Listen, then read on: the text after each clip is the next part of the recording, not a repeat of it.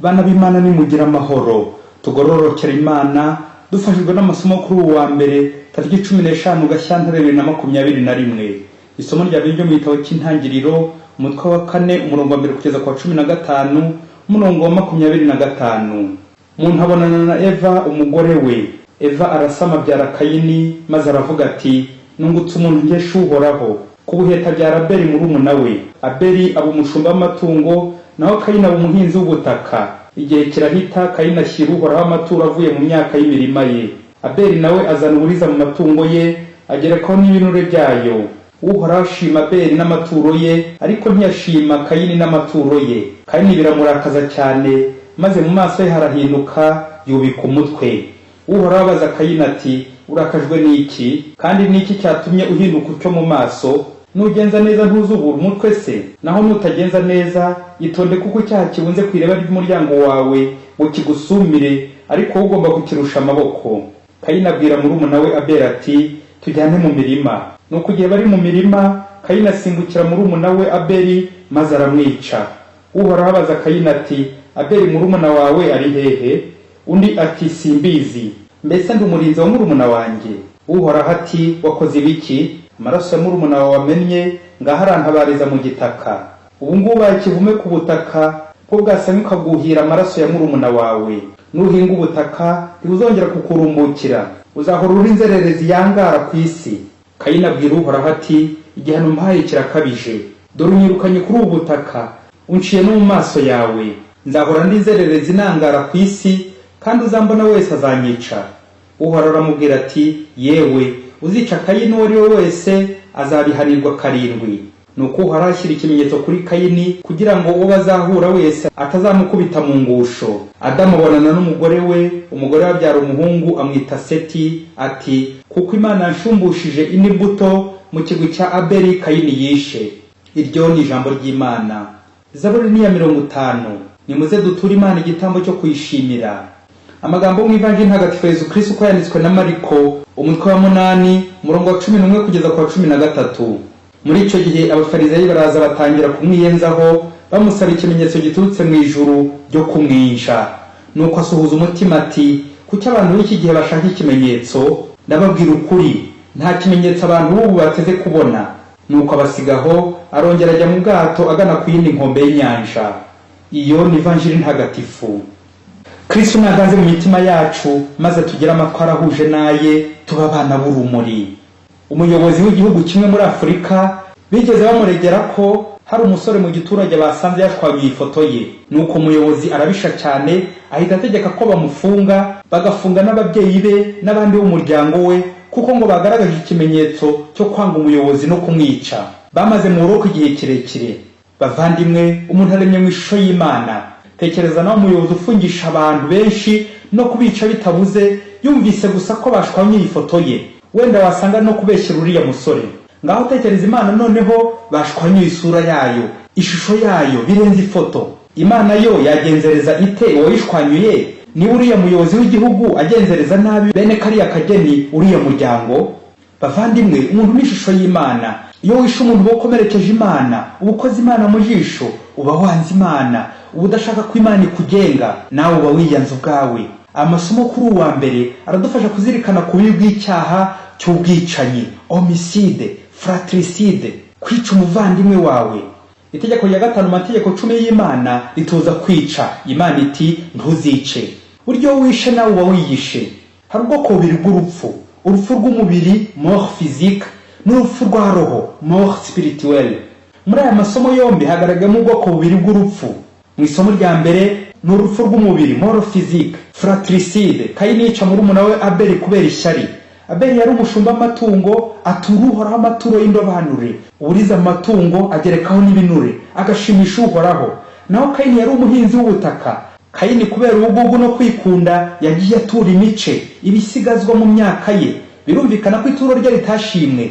Nyamara Uhoraho nta gihembo twumvise yahaye Abeli, nta n'igihano yahaye Kayini kubw'aya maturo yabo bombi. Ni bya bindi Thomas avuga muri Latasioni by'uko ababi ari bo birobanura kandi ngo nta mahoro umunyabyaha.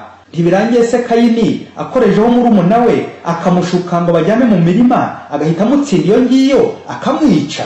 kubera ipfunwe, ishyari, ngo ni ntashimwe kundusha, none se kudakora neza ngo nawe ushimwe? Umuhanga aravuze ati, si vous ne pouvez pas être une lumière pour illuminer les bonnes actions des gens, ne soyez pas des ténèbres, couvrez leurs efforts. Nyakubahwa, niba utanashoboye kuba urumuri ngo umurikire abandi, byibuze ntukababere umwijima ngo unapfukirane ibyiza bagezeho. Amen. Nguko Kayini abereye Abeli umwijima, inzitizi, ngo agiye kundusha we, agiye kumenyekana we, arankoranye, arangiranye, ishyari rikamuzamukamo agaca inzira z'ikuzimu ngo yice umuvandimwe, fratricide. Naho mu ivanjiri y'uyu munsi ni urupfu rwa roho, la mort spirituelle, hagaragayeho icyaha cyo kunangira umutima, ari rwo rupfu rubi, gufunga umutwe n'umutima ngo Imana ntinjire iwawe, ugapinga Imana, ugahinyura iby'Imana. Nibyo byabaye kuri abafarizayi bari gusaba Yesu ikimenyetso cyo mu ijuru, ariko bamwinja, bari kumwiyenzaho. Inshinga isobanura ubuhakanyi bw'abafarizayi ariyo kwiyenza ikoreshejwe mu rurimi rw'ikigereki, kimwe no mu ivanjiri ya Mariko umutwe wa mbere umurongo wa 13 yitwa peirazo, bisobanura tante, eprouve, gushuka. Yakoreshejwe n'Abayisiraheli mu butayu bivumbura ku Mana, biyenza ku Mana i Meriba. Yakoreshejwe na Sekibi ashuka Yesu mu butayu. Iyi nshinga rero gushukana n'abafarizayi nabo barayikoresheje. Iyi nshinga rero gushukana cyangwa kugerageza ni shitani n'abambari bayikoresha mu kwitandukanya n'Imana, kandi nyine kwitandukanya n'Imana nirwo rupfu rubi rubaho. Umuntu wese utari mu Mana aba yarapfuye, no gupfa uhagaze nabyo bibaho. Yesu ati, ndababwira ukuri, nta kimenyetso abantu ubu bateze kubona. Ese njyewe igihe numva ijambo ry'Imana ngahabwa Yesu, abavandimwe bakangira neza bakamfasha, rero igihe cyose nanze kwakiriwe neza mba napfuye, mba nanze kubona Imana mu byo nkorera buri munsi no mu bo inyoherezaho buri munsi bo shusho y'Imana, ahubwo ngatangira kubahungeta no kubagira nabi, kubagambanira bitabuze. Ingaruka mbi z'icyaha cy'ubwicanyi ni rya jambo ry'ikilatini vagus, vagabond, inzererezi nka Kayini. Ibintu bya bigahinduka umuvumo, kujya kure Imana n'abavandimwe, n'urwo rupfu nyine ukazagwa ishyanga. Mu karere kamwe ko muri Afurika hirya kure hari harimo umugore wari uzi guteka cyane, ku buryo ibirori, ubukwe niwe wari ufite isoko, akize cyane kubera ibyo biraka. Ariko ku rundi ruhande akaba yari afite shitani yamwaritsemo yo kuroga. Abantu bamwe bamaze kumumenyera ko n'isazi iyo umutambutseho ashobora kuyihutunga ucenge, nuko benshi bamucikaho gutyo. Rero yari afite abakobwa 8 bose ntibashaka, kuko nta musore wemeraga kwinjira muri urwo rugo ngo adahakura imbwa yiruka. Ba bakobwa baragumirwa, kandi bari abakobwa bafite uburanga buhebuje. Agahinda kabicira iwabo. Byagezeho noneho umubyeyi na bya biraka byo guteka bakajya babimwima kubera kumutinya. Nuko hashize igihe kirekire nta muntu yirenza, bagira ngo yarakize. Ubwo ku munsi mukuru wa muhikiraka cyo gutekera abayobozi bakomeye, arangije guteka bya bindi by'uko nyakiri nyina atarara bushyitsi, ashyiramo uburozi, yibwira ko nibapfa arabona umurundo w'amafaranga, kuko niyo bari bari kubarura. Amaze gukaranga ibiryo biryoshye cyane, bagiye gutangira gufungura, nuko umuyobozi umwe agira amakenga, asaba wa mugore ngo abanze aryeho, ngo niyumva biryoshye abwira abandi babonereho. Wa mugore ahita aryaho, kuko ubusanzwe yayishaga abantu akaryaho, ariko yizeye umuti wiwe aza gufata. Nuko arangije kuryaho yihutira kujya gufata wa muti. Ageze mu rugo iwe asanga abakobwa be bakoze umukwabu, bagatwika ikiko icyo nyina yakoreshaga cyose ngo mu kuvura abantu da. Ubwo nyina wa muti awubura gutyo. Kubera ubukana bw'ubwo burozi yari yashyize muri bya biryo, ntiyamaze n'iminota 10 atarapfa. Babyeyi, umutego mutindi ushibukana nyirawo, kandi ngo burya abagome nta konje bagira. Ese umuntu n'inyamaswa ni kimwe? Umuntu afite ubwenge naho inyamaswa nta bwenge. Mu gihe itegeko ry'ishyamba ku nyamaswa rigira riti, yirye nurangiza nkurye. Inyamaswa nini zigatungwa n'inyamaswa nto. Urugero, umunyorogoto ukarya ubushishi, nawe ukaribwa n'umuserebanya, warangiza ukaribwa n'imbeba, imbeba ikaribwa n'injangwe, imbwa yamara kurya injangwe, intare igahita ihekenya uwo mwanya. Hagati aho se intare yo ikomeza kubaho ubuziraherezo? Babyeyi, ni ukwitonda. Ese abantu natwe tujya dukora nk'inyamaswa ngo Karoli yice Yohani, Yohani yishwe na Petero, Petero yishwe na Marigarita? Indwara ziri kwica abantu, korona iri kuvuza ubuhuha, impanuka sinakubwira. Nawe umuntu ukemera kwishyira ku rwego rumwe n'ikiza na virusi n'indwara, kandi wowe ufite ubwenge wahawe n'Imana, kuki wakwishyira ku rwego rw'inyamaswa koko, kandi uri mu ishusho y'Imana? Ahubwo umuntu ni ukugira neza buri munsi, aho kwigana inyamaswa ngo murye nanjye nkurye. Ahubwo wakwigana Imana iti, mfasha gufasha abantu banjye, servir mon peuple, abantu bakamagirirane ku isi. Umuntu afite ubwenge, iyo ubuze ubwenge umera nk'inyamaswa, ugakora nk'inyamaswa, uba Kayini. Burya muvandimwe ntawe udacumura ku isi, ariko umuntu we wiyemeza kumena amaraso y'umuntu uba babaye inzererezi nka Kayini.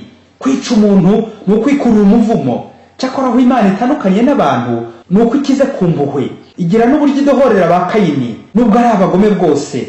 Nawe rero muvandimwe, niba uzi ko hari umuntu w'abandi wishe cyangwa ukaba uri gucura imigambi mibi yo kuzamwicisha, niba uzi ko hari inda wakuyemo cyangwa ugafasha abandi kuzikuramo cyangwa uri guteganya kuzikuramo, niba uzi ko hari abo uteganya guhura no guhohotera, soza inkota yawe mu rwubati, itonde kuko icyaha kibunze ku irebe ry'umuryango wawe.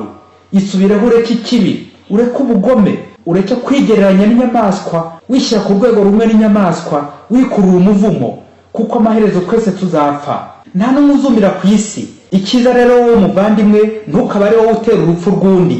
Abantu bakomeye hari ubwo bica abandi bakibagiza ko bo basigaje igihe gito, birababaje. Ushobora kwica mugenzi wawe ukamwohereza mu ijuru, wowe ugasigara urwana n'ubushyuhe bw'umuriro, kwa shitani, kwangara, kuba inzererezi, ukaba ikivume. Bakristo bavandimwe bana b'Imana, aho muri hose buri munsi mutekereze neza, muvuge neza, mukore neza nk'abana b'urumuri. Amen. Padiri Masumbuko Ladislas wa Diocese ya Cyangugu.